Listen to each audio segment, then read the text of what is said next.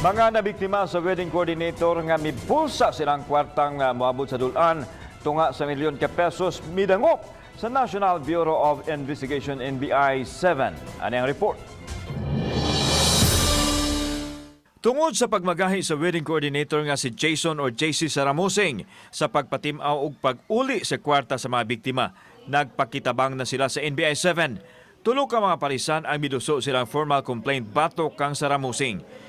Kang Lira Pino dulaan sa 200,000 pesos ang nakuha, samtang kang Rima Milyorin 53,000 pesos ug ang kang Abigail Pangi 290,000 pesos. Sa kadako sa kwarta nga ilang nabayad, wa gyud kini maabot sa mga wedding suppliers, apil na ang alang sa resepsyon.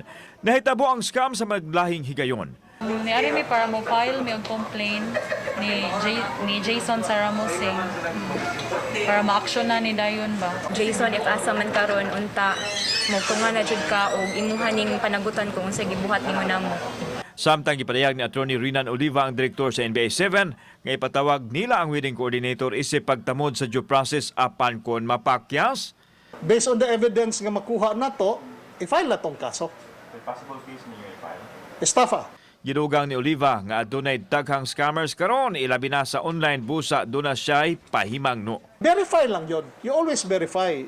There are government agencies which you can verify. Like DTI, nasa business permit section, sa LGU ninyo. Kauban si Cleofer Lumayag, ako si Alan Domingo. Balitang Bisdak.